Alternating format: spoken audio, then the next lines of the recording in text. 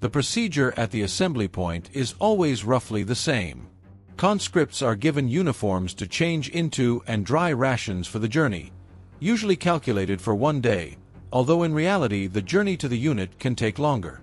According to the federal law on military duty and military service, the start of service for a conscript is considered to be the date of assignment of the first military rank, private. Theoretically, this should happen at the assembly point on the day of the conscript's arrival. But in practice, things are different. In my case, for example, everything went Army style. I arrived at the assembly point on the 16th and spent a whole week there waiting to be sent off.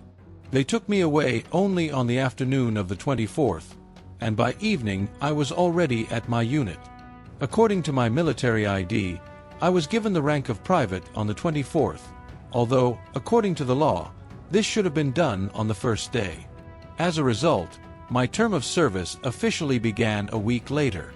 As is often the case in the Army, everything is done haphazardly, but there is nothing you can do about it. When you arrive at the unit, the first procedure is almost always an inspection of your personal belongings. It is important to note that it is absolutely not worth taking anything extra with you. They will either take it away or forbid you to use it. The optimal set is the bare minimum: a toothbrush, simple toothpaste, cheap shampoo, and a few disposable razors. Take the cheapest items so that even if they take them away, you won't feel sorry. I strongly advise against taking any fancy items such as electric razors, trimmers, toothbrushes, expensive gadgets, or fashion accessories to the Army. The Army is wary of any new technology, and sometimes even hostile. I witnessed a case where a guy was wearing a regular fitness bracelet, and an officer immediately pounced on him. He accused him of allegedly being able to track him and the entire unit through this bracelet. Absurd, of course. Who would track a private recruit? But in the Army, logic works differently. It's better not to stand out and not provoke unnecessary questions. If you take any civilian items with you, underwear, pants, sneakers, t-shirts, don't count on being able to use them. They will gather all of your belongings and put them somewhere out of sight, and the likelihood that you will ever see them again is close to zero. Consider them gone forever. They will also take all of your food, because according to the rules, it is strictly forbidden to store it in the barracks. So it's better to destroy all your supplies on the way, eat them, give them away, or throw them away. There's no point in bringing cigarettes in bulk either. They will almost certainly be confiscated, and in the best-case scenario, they will leave you with 1 or 2 packs. If you smoke and can't do without nicotine, take a couple of packs at most. But even then, it's not a given that they will let you smoke freely at first. There's no point in even talking about alcohol and illegal substances. If someone decides to bring them in, it will backfire, and the consequences will be very unpleasant. After you have been searched and everything unnecessary has been taken away, the recruits are distributed according to a list. They are assigned to beds in the barracks. Here, it's a matter of luck. You may end up in a unit where there are so-called cubicles, separate rooms designed for 4 to 12 people, sometimes more. In any case, this is much better than the classic barracks, where there are 100 to 120 beds on one huge parade ground, like in a pioneer camp, only without the fun. In new units, each cubicle may even have its own toilet and shower. It's almost like a dormitory, and life is much easier for the soldiers there. But this is rare. In most cases, you will find yourself in standard Army barracks, where there is no comfort and life is subject to a strict routine. Now I will move on to how it was for me. We arrived at the unit, and the first person we saw was the sergeant major. He was large, massive, with a heavy gaze and a voice that betrayed both a habit of authority and experience in real hot spots. It was immediately clear that he was not an armchair military man, but a seasoned warrior who had been through a lot.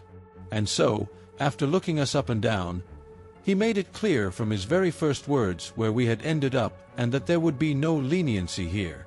At that moment, everything inside me turned upside down. I thought that I had ended up not just in the Army, but in some separate world with its own cruel rules. Meanwhile, several senior soldiers were huddled in the corner. Like experienced hunters, they stood aside, talking among themselves and furtively looking at us, the new recruits. Then the sergeant gathered us in the assembly hall and gave us an hour-long speech. He said that we had to realize where we were, that we were now defenders of the motherland, and that he personally would beat the civilian out of us, so that we could become real soldiers. There was pathos and a habit of command in his voice, but in essence it was standard army rhetoric. After this speech, he ordered the senior officers to search our belongings. We took everything out of our bags and laid it out on the floor, and the old men rummaged through our belongings in search of anything extra. Anything that, in their opinion, should not be in the army. Civilian clothes, food, cartons of cigarettes, small items, was immediately thrown into a common pile. The atmosphere was unpleasant. They behaved too arrogantly, kicked and threw things, and made rude comments. The reason for their insolence was trivial. They had served 6 months longer than us and considered themselves entitled to behave that way. In fact, it was complete nonsense. Later, when I myself was serving under contract and communicating with people who had 15 to 20 years of service behind them, I became convinced that real professionals never allowed themselves to behave like that. All this seniority and hazing is childish games played by young and stupid people, which serve no purpose. After the inspection, we were taken to the medical center. There, the standard procedure began. They measured our temperature, blood pressure, height, weight, and checked our general health. In addition, everyone was given another rapid drug test. I remember one case. One guy's test showed traces of marijuana use. He was immediately taken into custody. For several weeks, he was dragged around to various authorities, constantly summoned somewhere, and subjected to additional checks. In the end, he somehow disappeared from our unit without anyone noticing. Later, rumors spread that he had been transferred to another military unit, far away from us. The first day flew by quickly, but then the real routine began. For the next 3 days, every morning we were loaded onto a bus and taken to a military clinic in the city. There, we underwent a full medical examination for admission to parachute jumping. The procedures were serious. We had fluorography and ECG tests again, blood was taken, and we were thoroughly examined by various specialists. No one was allowed to leave until all the doctors had signed off. For some guys, this dragged on for weeks. One was sent back for almost 2 weeks in a row because the cardiologist didn't like his heart, another had his eyesight criticized by the ophthalmologist, and a third was sent for repeat tests. There were also recruits who developed a fever right at the commission or in the first few days at the unit. They were immediately sent to the hospital. And this, of course, greatly affected their further service. Imagine, a person has just arrived, has not yet had time to get used to army life, has not figured out the routine, has not really got to know his colleagues, and he is already being isolated and put in a hospital bed. In the army, the attitude towards the sick has always been specific. As silly as it may sound, it is commonly believed that if you are hospitalized, it means you are shirking your duty. And after that, people will not treat you very well. Of course, there are those who really try to get out of service this way, and it's no secret to anyone. But if you are really sick, with a cold, fever, cough, or sore throat, then you absolutely cannot endure the illness on your feet in the army.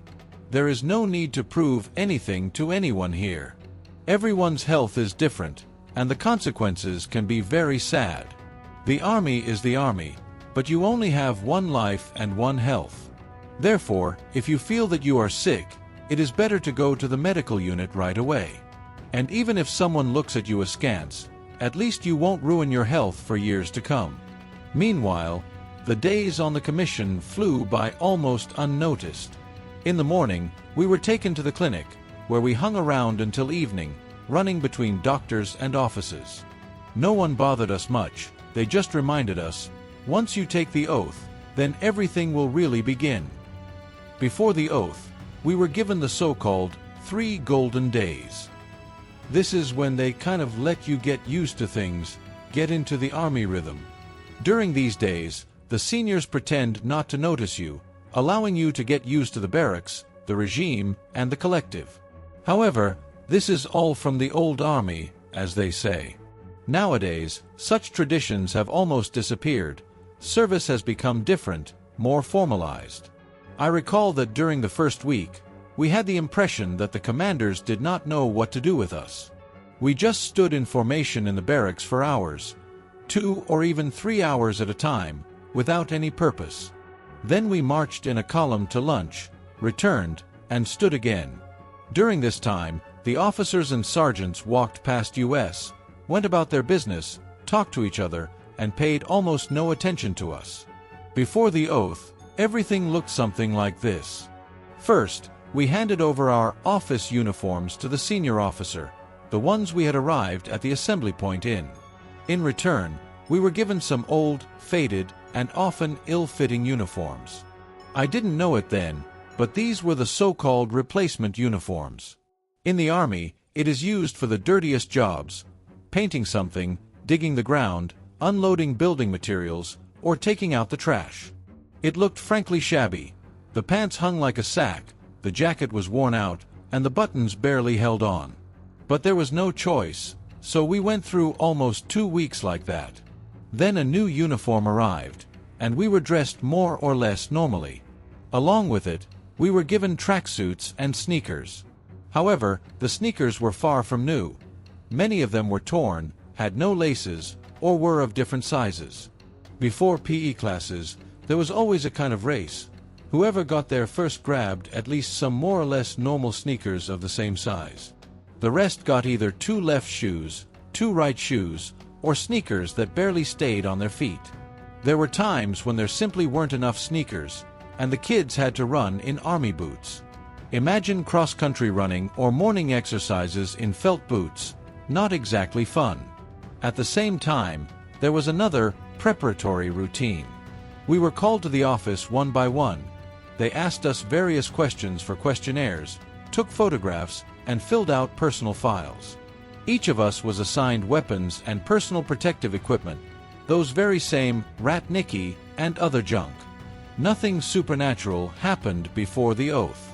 The daily routine was simple and the same: mandatory exercises in the morning, then until lunchtime we sat in the central corridor with notebooks, pretending to listen to some classes. In reality, these were either political briefings or basic lectures on military service and discipline. After lunch, we were sent to physical training, then back to some kind of classes. Dinner, and then it seemed like personal time was coming, an hour from 8 to 9. But even that didn't happen right away. In the first week, there was no mention of it at all. Personal time often turned into additional assignments. Either they would put us on duty, or we would have to redo something in the barracks, or they would send us to do chores. And closer to nightfall, the mandatory evening check began. All conscripts were lined up on the parade ground and checked against the list, to make sure everyone was there, no one had run away or fallen ill. Only then did lights out follow. In the army, there is always a clear schedule, and every day is literally planned down to the minute. For example, from 8 to 9 a.m., we had fire training classes, followed by an hour of military political training. Formally, there were many disciplines: drill, tactical, medical training, regulations, physical training, and so on. But, to be honest, I didn't see much point in them. In contract service, you can still learn something. They really try to impart real knowledge and skills there. But in conscript service, it increasingly turned into a formality. Classes were held, for the sake of it, according to the paperwork, just so that a photo report could be made afterwards. The Army is very fond of bureaucracy in general. Photo reports and reporting are a separate religion there. Without paper and signatures, practically nothing exists.